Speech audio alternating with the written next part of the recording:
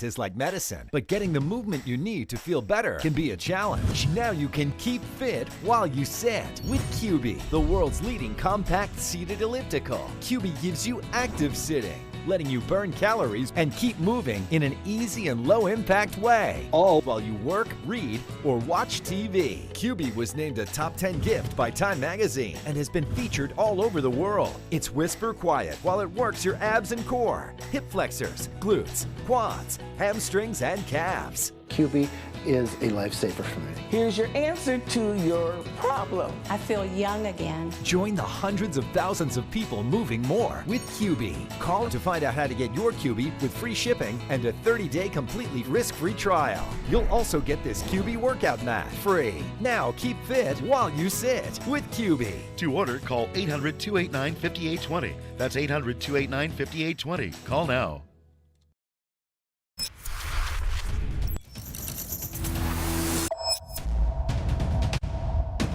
Good evening and welcome to RFL. I'm Richard French. Well, ever since the presidency of John Adams, going all the way back to 1797 for you history buffs, the United States has been a two-party system.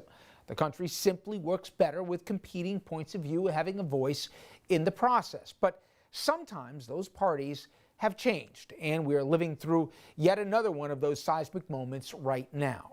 Of course, I am talking about the ongoing split within the Republican Party. That divide, now simplified, as it takes the form of two very different Republicans, Liz Cheney and Donald Trump. Cheney, of course, she lost her position as the number 3 Republican in the House just yesterday, as she was booted in the morning from her job because she would not parrot the big lie that the election was somehow stolen, and will not tolerate the voices that led so many Americans to storm the U.S. Capitol as the election was being certified. But Cheney's colleagues, they have thrown their fates into the hands of this guy.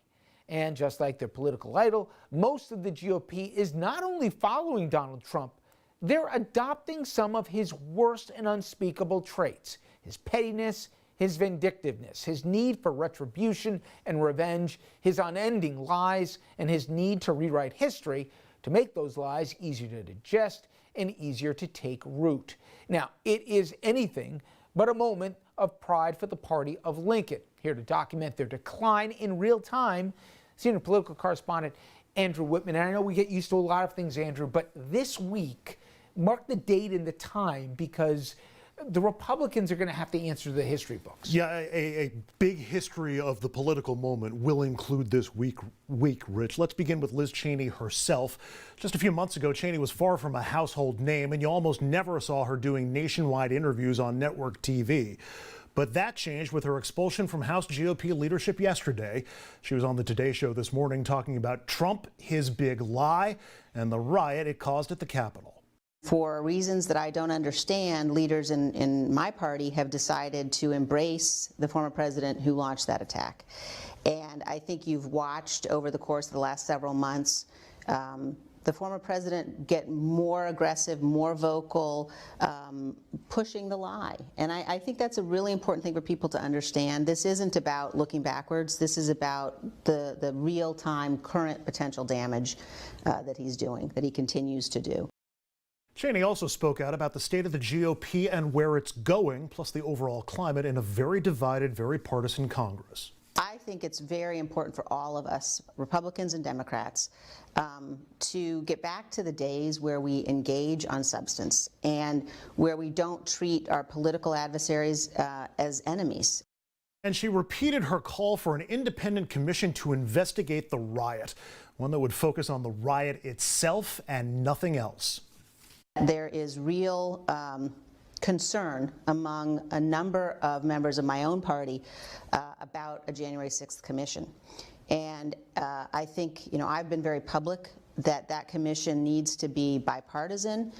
It needs to look only at January 6th and the events leading up to it, not at the BLM and Antifa riots last summer. And I think that kind of intense, narrow focus threatens people in my party who may have been playing a role they should not have been playing. Cheney, of course, will not be able to pull the GOP out of the grasp of Donald Trump all by herself, but she's not quite giving up the role of, or trying to play the role of the Pied Piper just yet. There are some slightly encouraging signs. A new group of now more than 150 Republicans is threatening to split from the GOP, though from that limited names that have been released, none are currently elected Republicans. No word on what the group might do or what they want from the GOP, and Liz Cheney is not among them. She said this morning she's going to stay in the party and run for re-election as a Republican. And so we saw the party of Trump act and celebrate in ways their leader would appreciate, with attacks and insults. And they began within moments of the vote to oust Cheney yesterday. Colorado gun lover Lauren Boebert tweeting, "Liz Cheney seems to be auditioning for a job with the Lincoln Project." North Carolina's Madison Cawthorn, no stranger to scandal and baggage, quoting a song you might hear at the end of a sporting event, singing, "Hey, hey, goodbye, Liz Cheney." Matt Gaetz may not survive the month in Congress, but he's still tweeting a photo of him with Steve Bannon and calling Cheney the masthead for the establishment in Washington, D.C. And Montana's Matt Rosendale tweeted out the mission accomplished shot from George W. Bush's Iraq war speech. He did so absent any irony, given how much worse Iraq got after that mission was declared accomplished. They did not stop at insults. A chorus of Republicans honored their leader by parroting his big lie after the Cheney vote, the precise thing that she was pushing back against. House GOP leader Kevin McCarthy conducted the chorus, cleverly lying about the big lie itself. I don't think anybody is questioning the legitimacy of the presidential election. I think that is all over with. We're sitting here with the president today. So from that point of view, I don't think that's a problem. That's not true, and McCarthy's lie almost instantly disproven by members of his own conference. Upstate New York Congresswoman Claudia Tenney saying, quote, "No one knows about whether what happened in the election. We don't know if it was stolen or not. Cheney doesn't know. I don't know. The president doesn't know. But what I know is we need to fix it." That's both the big lie and using the big lie to justify the bills to restrict voter access in states including Georgia, Arizona, Florida, Texas, and elsewhere. Tenney's far from the only Republican still embracing the big lie and countering McCarthy's claim that no one is questioning the legitimacy of the election. Do you still question whether or not Joe Biden won the election fair and square and got over 270 electoral votes fair and square? Yeah, Chris, I stand by my vote to object on January 6th. I stand by the Texas lawsuit because I have serious concerns about how the election in November was carried out. And just in case all that's not proof enough, consider that the partisan Republican recount in Maricopa County, Arizona is still going on, and that Trump and Republican state lawmakers elsewhere want even more recounts in even more places. And yesterday, at the hearing into the Capitol riot, another low. Republicans trying to rewrite the riot itself, attempting to whitewash it. Their hope is to turn the scenes that everyone has now committed to memory, scenes like these,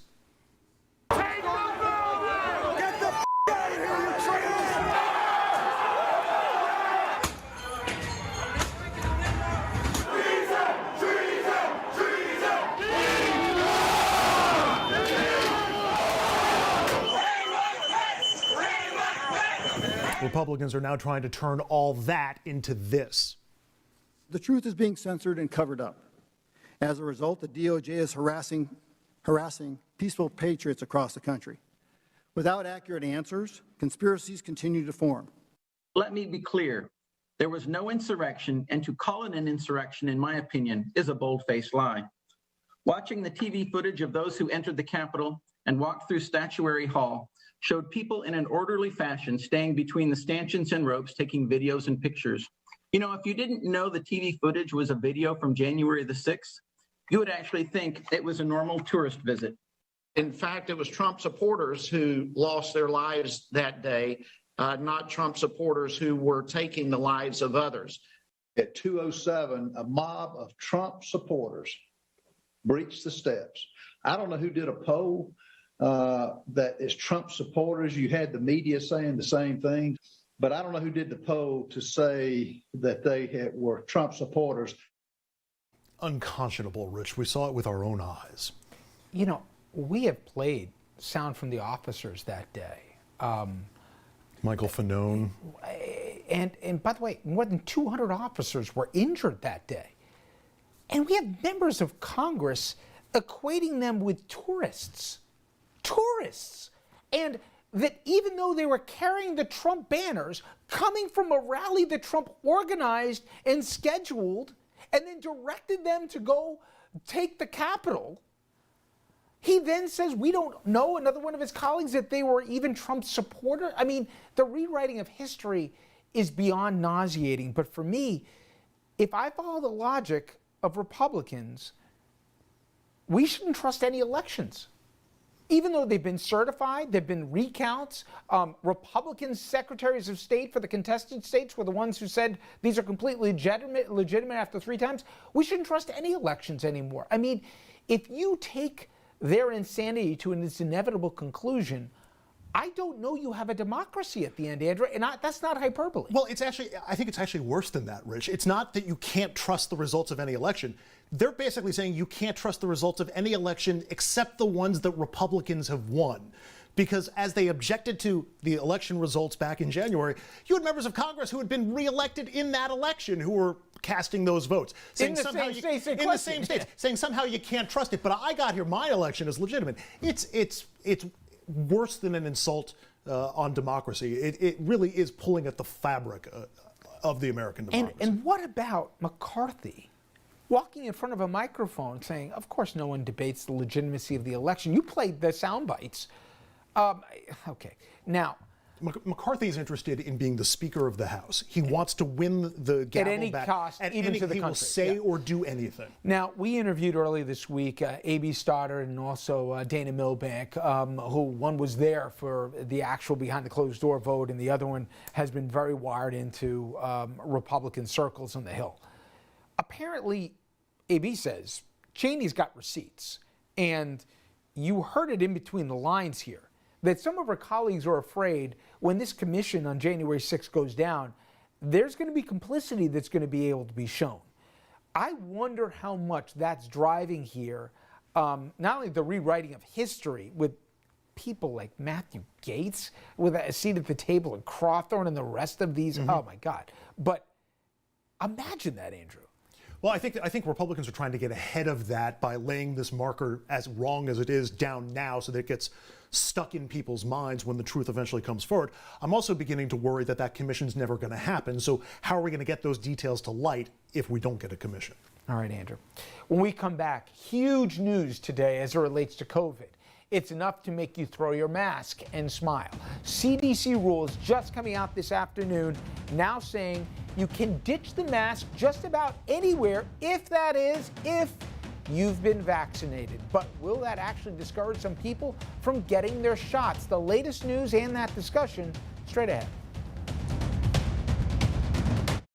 Villains, robbers, bandits, crooks, they're all over your TV screen. But the biggest thieves are behind your screen. I'm talking about the cable companies. They charge monthly subscriptions, fees, rentals, and force you to take long-term contracts. Well, it's time to say goodbye to the cable guy, because now you can watch 4K Ultra HD broadcast TV for free. Introducing Clear TV's new 4K Ultra HD design, the Premium HD. Just plug it into your TV and start watching for free. You will instantly receive top-rated network shows, local news and weather, sporting events, and even Ultra HD 4K broadcast shows, all for free. Thanks to federal government mandate, all broadcasters are required to transmit a digital TV signal through the airwaves. The new Premium Clear TV lets you bypass cable or satellite to bring network and 4K broadcast shows directly to your television. Retract the antenna to keep it small or extend them for maximum reception. Setup was so easy.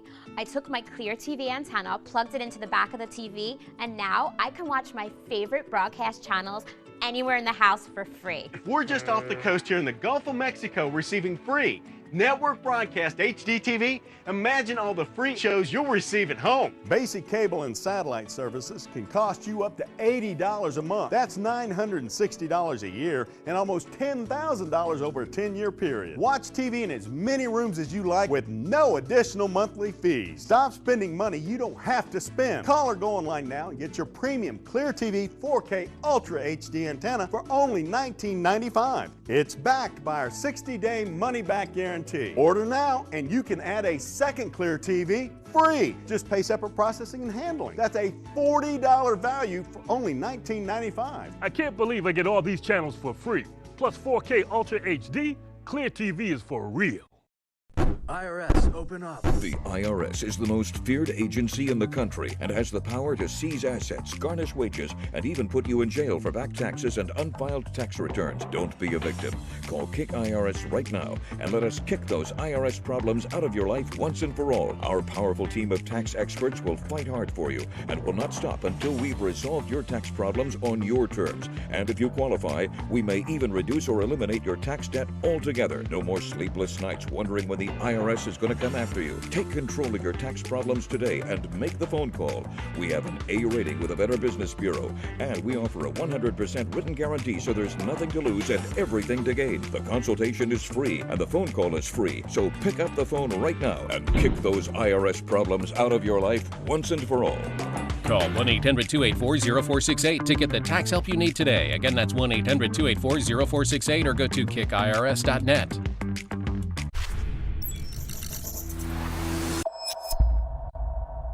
The rule is very simple.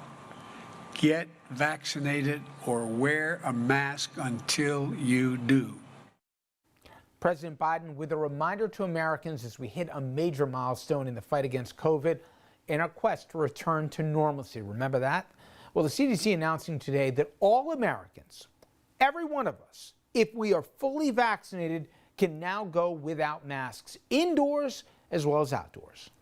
Pivotal new guidance from the CDC saying in most cases, people who are fully vaccinated can now safely go out without masks or social distancing, including indoors and in crowds, with exceptions for medical settings and travel. If you are fully vaccinated, you can start doing the things that you had stopped doing because of the pandemic.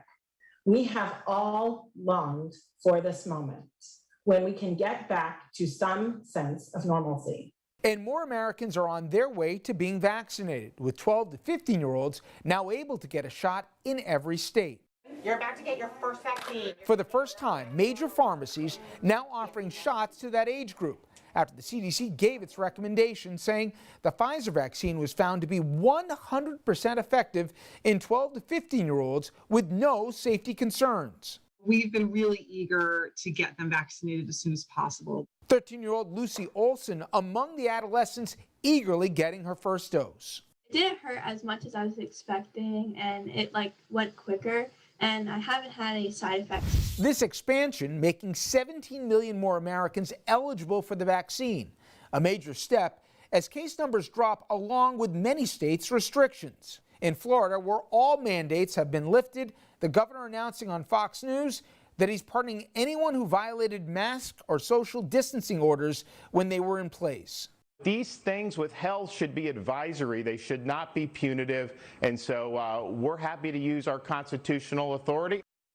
And one quick update. CNN now reporting that the TSA will continue to require masks to be worn on airplanes, trains, buses, and other mass transit systems through September. And if today's CDC announcement wasn't enough encouragement to get vaccinated, I've got another one for you. According to the Cleveland Clinic, one of the preeminent hospitals in this country, 99% of new admissions there for COVID-19, they're coming from people who were not fully vaccinated. Again, 99%. All right, Andrew. Obviously, it's great news. But now, let's set the stage. You and I are both double vaccinated, okay? Yes. I get why the CDC said it. The logic to me is if you're trying to get people vaccinated, but there's no incentive after you get vaccinated, then you're going to run the risk about turning people off. However, we have seen, to me at least, shocking levels of selfishness over the past year for Americans not willing to do their part for mitigation, or even now with vaccinations, even with, the empirical evidence about their effectiveness and their safety. Do you think today sends the message to people who didn't get vaccinated, you win, Basically, we're going to go back to normal, and if you choose not to get vaccinated, fine. I don't think it does. I think it's going to make it easier for people to sneak around who haven't been vaccinated, obviously. But I go back to that number from the Cleveland Clinic, and we're seeing that report after report after report. The only people who are getting sick and potentially dying at this point are the people who haven't been vaccinated. Maybe that's the information that we should be splashing around a little bit more. I do think you need to give people a reward. And I've heard the complaints, from people who are like, give us an incentive to get vaccinated. Well, I think we've got one now. Okay. So I got my Excelsior card, okay? After you get, in New York at least, double vaccinated, you have a proof of vaccination. Now you can go to a ball game. Right. So now, if I were to feel uncomfortable, indoor, outdoor, that even though I'm vaccinated to wear a mask, my choice. But I think there should be a requirement. As you said, till September, you gotta, wear a mask to get on, public transportation. Sure. Still. I know, for example, Norwegian cruise lines and other cruises, I think communally are saying nobody's getting on this boat in Miami if you haven't been vaccinated and we don't see that you've been vaccinated. I got no problem with that. You want to have freedom in this country?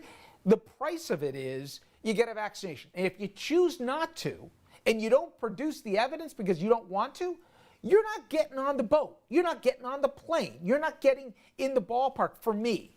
Now, I know this is a state-by-state thing, but if we don't do that, I'm really scared, Andrew, with these variants, we're going to have another big mess on our hands here. And I think there's no way to do it other than to make them proven. I support that idea, and I have really since the beginning for a couple of different reasons. One, the variants that you're talking about, especially as this thing is bouncing around in India, and who knows how it's going to come out the other side from it. The other thing is that people who have the vaccine can still get COVID. They can still be infected with the virus and spread it to other people. Yeah, they won't get to Andrew's point. They're not going to get overwhelmingly sick and die, but there still could be carriers. And so you could then inadvertently spread it to somebody else who's not vaccinated.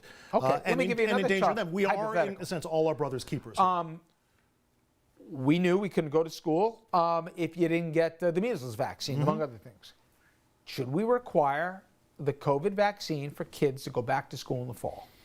I think we should. I don't have any problem with vaccine requirements on just about anything in this country, especially as long as people are going to be in close quarters and the potential is there to do damage.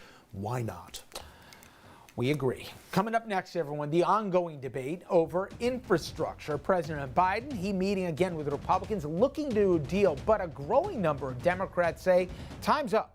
Democrats, stop kidding yourselves. They're not going to come to the table. We're going to check in on where that all stands and other D.C. news. Andrew sits down with ABC's political director, Rick Klein, next.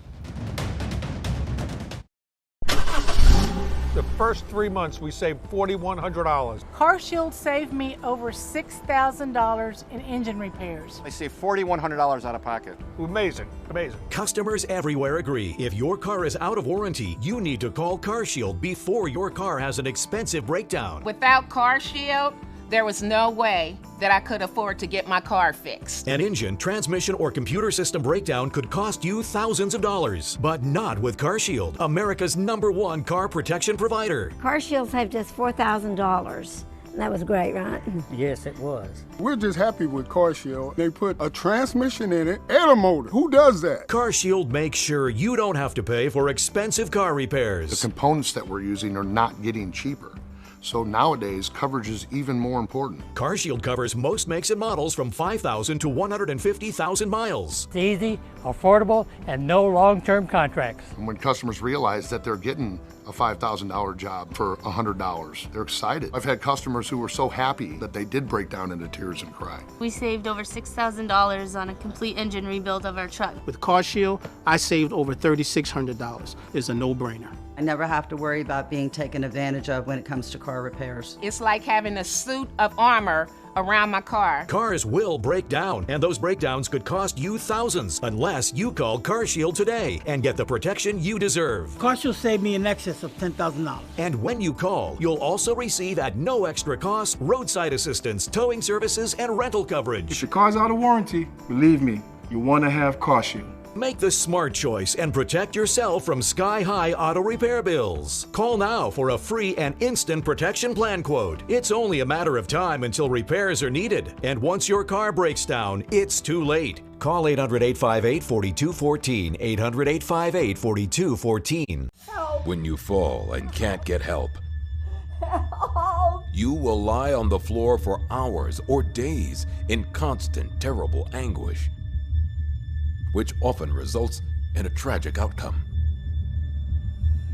But with Life Alert, one touch of a button can get you help fast. Don't worry, help is on the way. With any of Life Alert's 3 emergency systems, help can be summoned immediately, whether at home, I've fallen and I can't get up. in the bathroom, I've fallen in the shower. or on the go. Help! I'm in the park and I can't get up. And batteries never need charging.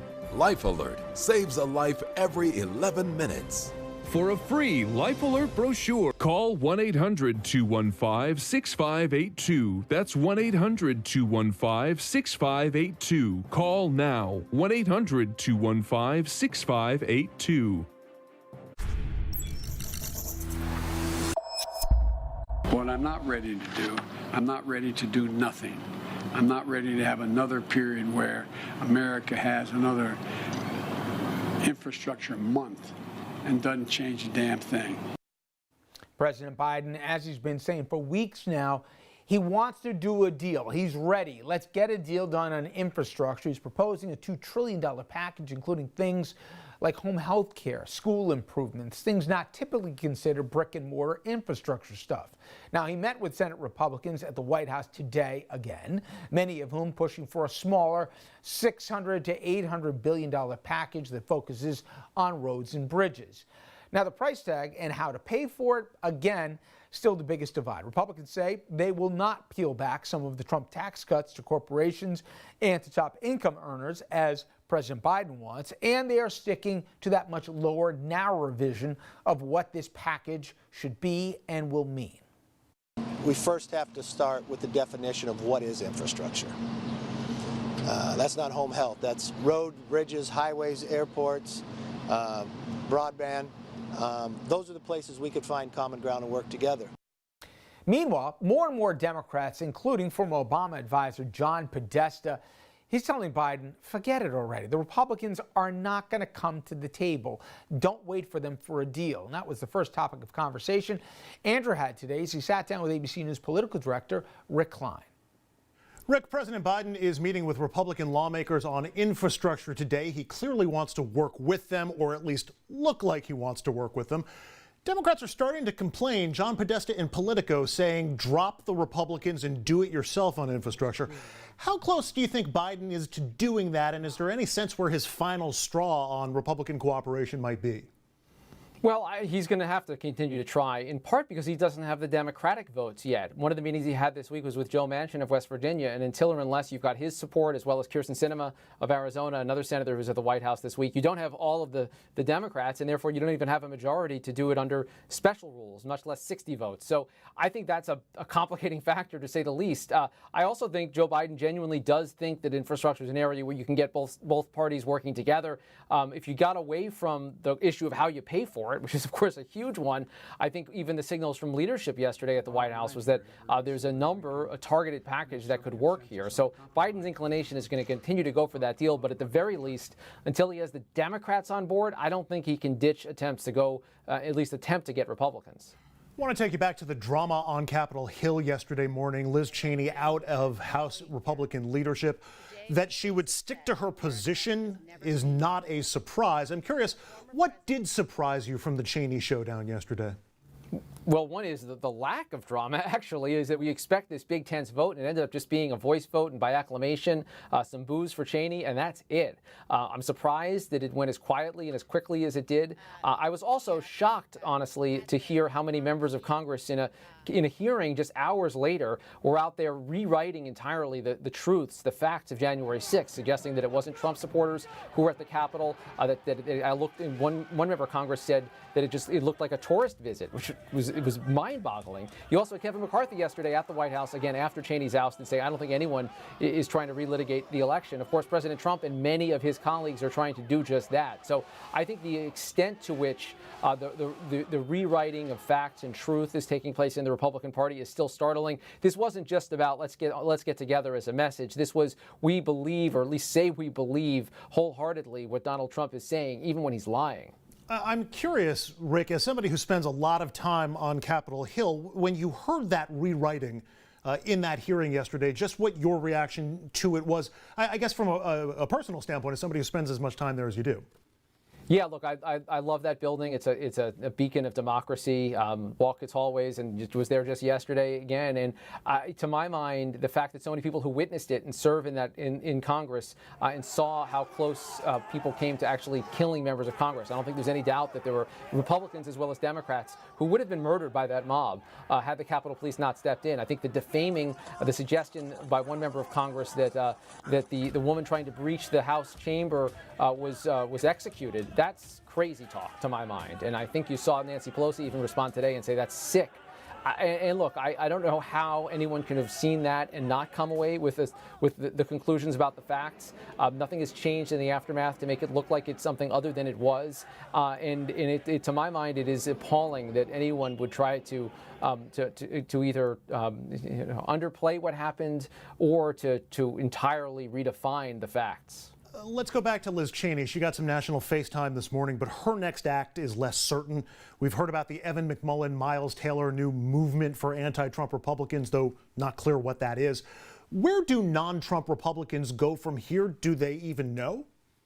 No, they don't. I mean, I think there's some school of thought that says if the Trump Republicans aren't going to leave the party, then they should leave the party. Liz Cheney doesn't want to do that. I think it's become almost I don't want to say tiresome, but the names on that list that you talked about in that letter from Miles Taylor and Evan McMullin and company are pretty familiar. They're kind of the same old players, and they've tried to put lines in the sand before, and they get rewritten and drawn all over by the Trump folks. So I don't know what the answer is. I think Lindsey Graham put it well last week when he said Liz Cheney's decided you can't win with Donald Trump. I've decided you can't win without him. That's the bet that Republicans are making right now, and it does not portend well for the future of that party. Finally, Rick, last week's underwhelming jobs report leading to complaints that workers are staying home because COVID relief is too generous. The president came out and said he supports work requirements for unemployment, but there are now growing calls from Republicans to pare back some of that relief. I assume the odds are long against Biden bowing to that pressure. What are the political risks from his own base if he does?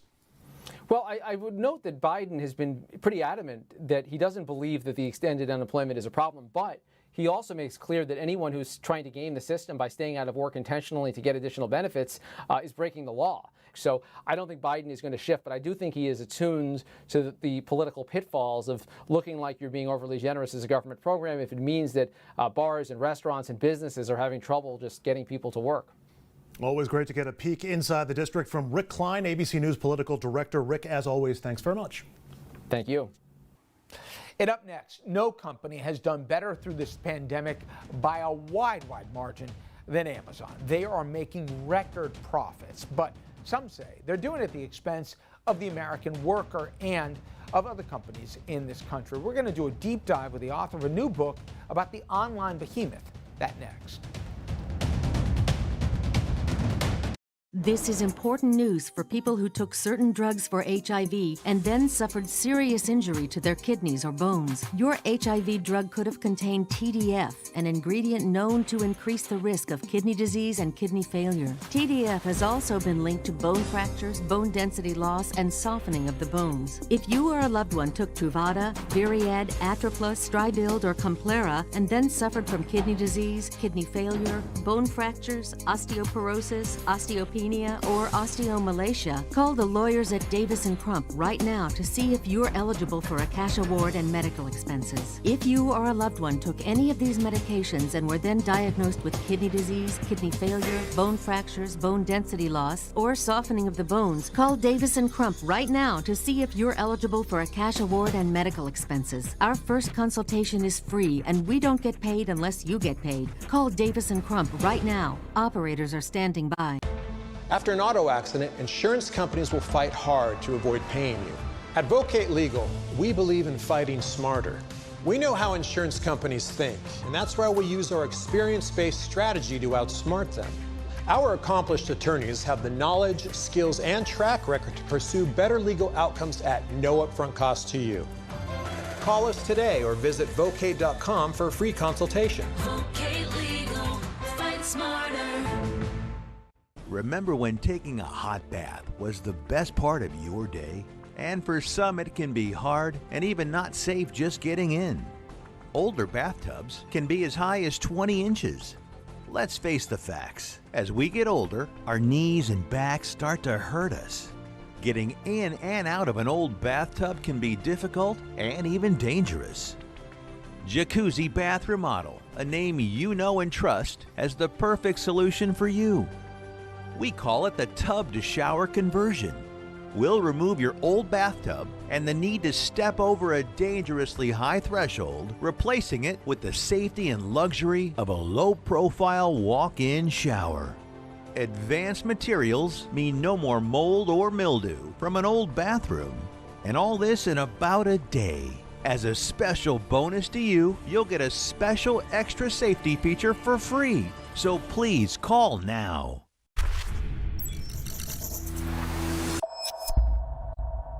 While most people and businesses suffer through lots of pain from the pandemic, not every company or everyone has gone hurting.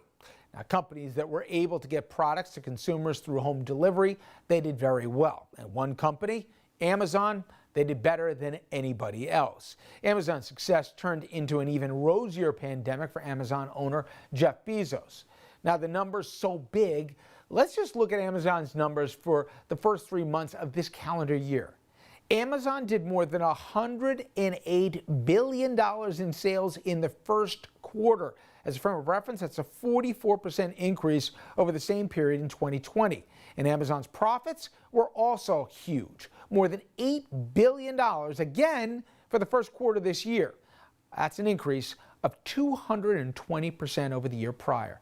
Now, the pandemic has also helped cement owner Jeff Bezos' place as the wealthiest person in the world. His net worth at the end of 2020 was pegged at about $186 billion, $70 billion of which he just added during 2020. But Amazon made all those sales and all that money amid growing complaints about the company, that it uses unfair, monopolistic practices to squash its competition, that it underpays and overworks employees, especially in its growing network of massive warehouses, and amid complaints from workers about conditions and squashing attempts of workers to try to unionize. And for more on Amazon, its success, and the seemingly never-ending string of complaints and concerns with it, let's bring in Alec McGillis. Alec covers government and politics for ProPublica, and he is author of the book Fulfillment: Winning and Losing in One-Click America, which is about the giant online retailer. And, you know, Alec, I'll admit I'm a dinosaur. Even in my own household, I'm about the only one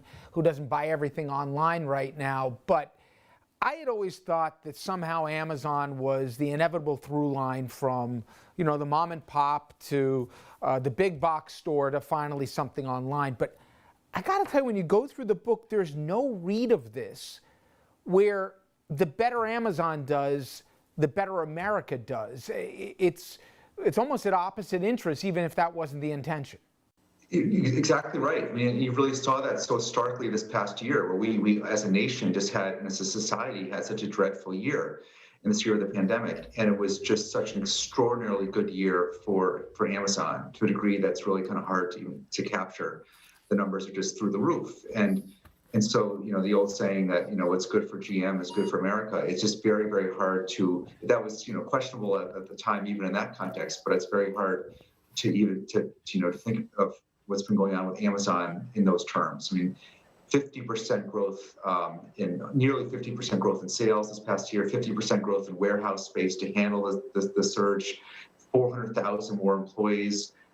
Bezos' personal wealth up $58 billion. The company's stock almost doubling. Just an extraordinary surge in growth and success for this company in a year that was just one of the worst that this company has ever, that this country has ever experienced. You know, Alec, I remember a debate, and we're broadcasting from not far from New York City, where Amazon was thinking about having one of its major hubs in New York and in Queens, and there was pushback. And I thought the opposition to it was so naive in terms of the jobs that it would have created, the revenue would have brought, and the rest. And I got to admit, in reading your book, and the concentration of where the money really goes, not the $10-hour jobs that don't really, you know, have any kind of livable wage for most of these folks, but it's a concentration. And you say in your book that in many ways it's changed the geography of this country. And again, whether that was the intention or not isn't the point. Whether it's the Seattles or the Washington, D.C.s, the money gets concentrated in there. And if you're in the hinterlands, you don't see any of this. No, you really don't. I mean, that's really what my book started out being all about, actually, was this regional disparity, regional inequality, these concentrations of wealth that are so unhealthy for both sorts of city. They're unhealthy for the left behind places that are now dealing with just, you know, depopulation and depression and decline as all this money and commerce is kind of sucked out of them. But it's also not healthy for the winner cities, the winner-take-all cities like Seattle and DC and New York, San Francisco, Boston, that are left with just this, you know, incredible housing costs, dystopian levels of wealth and inequality. And so everything's kind of out of whack in that sense. And so much of it has to do with the concentration of our economy in certain companies. That you have, one reason you have such a concentration of wealth in certain places in this country is that you have such a concentration of the economy in certain companies. Those two things are closely intertwined. And that's what the book, one of the things that the book is hoping to get across. And you think that it's led to, in fact, maybe even played a decent-sized role in the fact that those two different parts of the country are growing more and more unfamiliar with one another. We don't speak the same language in many ways, forget about thinking the same things, watching the same channels. Part of it has been, you know, this cleaving about where the money's going and where it's not. Absolutely. You end up with just these utterly different realities in the two different sorts of places. And then you also end up with deep resentment in the sort of left behind places. And that resentment has played such a role in our politics. That resentment is not separate from other things. It's not separate from, say, the sort of racial, racist, xenophobic elements that Donald Trump sort of helped into our politics a few years ago, but it's closely intertwined with them. It helps to explain why that kind of politics becomes more powerful. It's the economic factors don't excuse those other kind of strains. They in a sense have kind of weaponized them and made them more powerful and sort of toxic in our politics. And so much of this book isn't so much about the inner workings of Amazon, although it covers it, but it's really the consequences. I'm curious, how much of this idea that Bezos had for this was born out of, hey, this is going to be a convenience here. This is going to be much more efficient on the consumer. They'll even save a few bucks, to the point that it was always intended to be a necessity that, you know, at a certain point you couldn't avoid, you know, clicking to buy a purchase, and you weren't going to step into a store. Was that always the plan to reach the scope that we've gotten to, or is that just, in the case of Bezos, just a convenient consequence? He always had these very, very grand ambitions for it. That was the whole notion of, you know, calling it Amazon. He wanted a name that conveyed that kind of grandeur and scope and aggressiveness. But you make such a good point about the sort of unavoidability of it now, that it's gotten to this point now where that convenience feeds on itself, because the more we kind of make that one purchase because it's more convenient than going 5 miles down the road or 5 blocks down the road, we then drive out those other competitors. Those local brick and mortar businesses go out of business, and then a year from now, 2 years from now, the choice is, do I buy this thing, or now I have to go 10 miles or 20 miles down the road to get it? So it becomes actually even harder to turn down the one-click option, because it has now become more convenient just because everything else has fallen away. So there's a real vicious cycle to this. And this did not happen overnight, although the velocity and growth of Amazon's amazing. A lot of it had to do with lobbying. A lot of it had to do with a whole host of different reasons, including, missed opportunities to curtail, if not even the growth, to at least make it more equitable. But I'm curious, for folks who don't know, Alec's not just an author. He's one of the more noted reporters, including a lot of investigative work. And we all know in our business that when Bezos bought the Washington Post, people, said prayers answered. And to be fair, he's put a lot of money into keeping that as to one of the great papers around. How much slack do you think many of us have given him as a consequence for that, in that he kept around great journalism, investigative journalism, critical here, when so many papers were shuttering? And how much of that do you think has led to the pass that he's gotten? I think it played a big role, for sure. I think what we have to keep in mind about his purchase of the Washington Post is that while there was a philanthropic, charitable element to it, no question, sort of some kind of civic notion to it, that was also part of a huge building up of Amazon's profile in Washington, D.C., where right now the company's biggest threat resides. The company's biggest threat is not other companies, other corporate rivals. The company's biggest threat is the threat of federal intervention. So it's no accident that he's bought the newspaper in Washington. Do you think if you and I sit down in 5 years, I know you reported that there's 800,000 just domestic workers for Amazon, that we're going to be talking about Amazon with this skyrocket growth?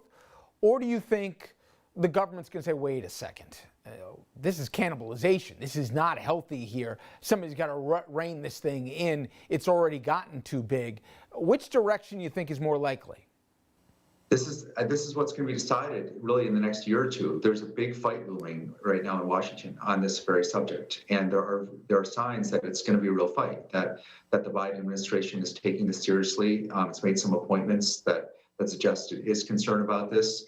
There are people in Congress, actually in both parties, that are talking a lot about this. We'll see if just how kind of sincere those efforts turn out to be. But this is really one of the biggest fights now looming in Washington around this subject, not just with Amazon, but with the other tech giants too. We are, in a sense, arriving at a moment not unlike what we had in the early 20th century with the monopolies and near monopolies of the Gilded Age.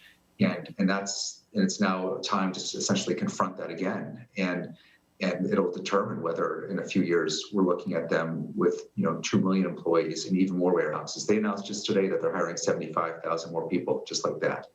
Amazing. The book, Fulfillment, Winning and Losing in One-Click America. Alec MacGillis, really a really interesting and timely read. Thank you very much for a few minutes. I appreciate it. Thanks so much. Thanks for having me.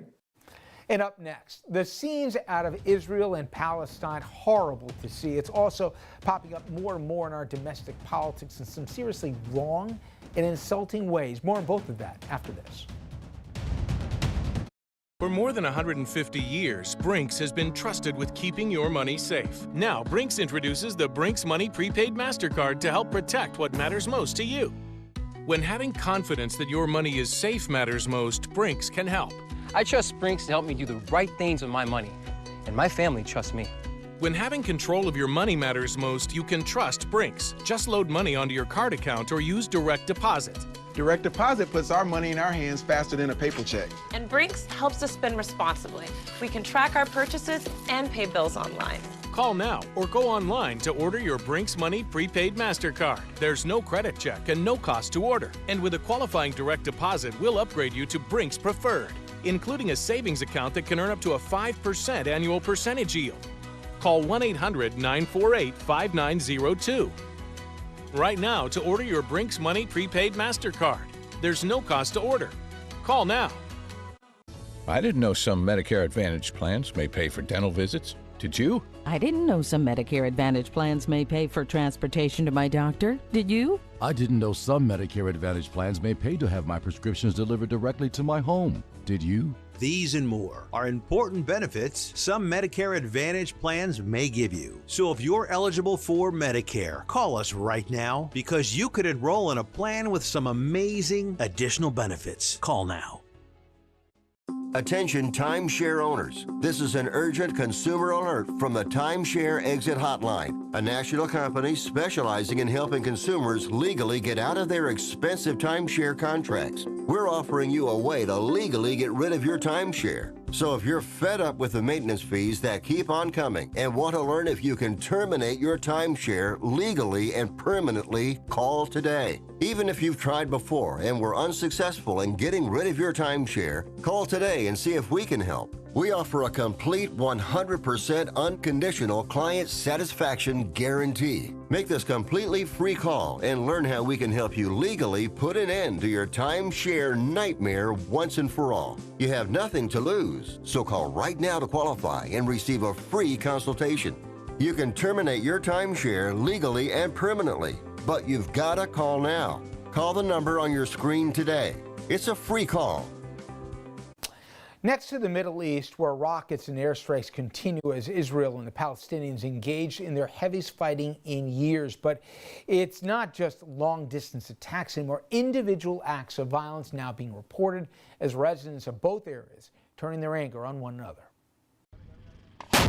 Israeli troops Thursday morning gathering on the border with Gaza. Palestinians facing the heaviest bombardment by Israeli airstrikes in years. The health ministry reporting dozens of people killed. Israel says buildings linked to Palestinian militant group Hamas leveled to the ground. The group confirming a senior commander was killed overnight. But anger from Gaza's residents who say civilians have been targeted as well. Israel itself under fire. More than 1,000 rockets fired by militants from Hamas and its allies, some reaching as far as Tel Aviv. Half a dozen people killed from rocket attacks, including a child in the Israeli town of Sderot, close to the Gaza border. Across Israel, mixed neighborhoods seeing an unprecedented wave of violence ignited by the hostilities. Crowds of Jews and Arab Israelis, Palestinians with Israeli citizenship, attacking each other in the street. Synagogues vandalized, lone bystanders attacked by angry mobs. Israeli Prime Minister Benjamin Netanyahu condemning the violence, saying nothing can justify a lynching of Jews by Arabs and nothing can justify a lynching of Arabs by Jews. We will not accept it. President Biden speaking to Netanyahu Wednesday, saying he hoped the violence would end soon, reaffirming his support for Israel. Israel has a right to defend itself when you have thousands of rockets flying into your territory.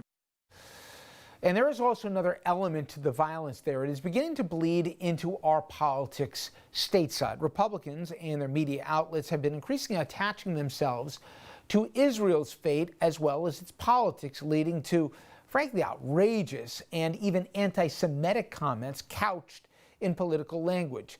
I'll give you an example. This from an anchor on the pro-Trump network Newsmax. If you are Jewish and you are a Democrat and you are living in America today, how do you support an administration that turns its back on your home country? I do not understand it.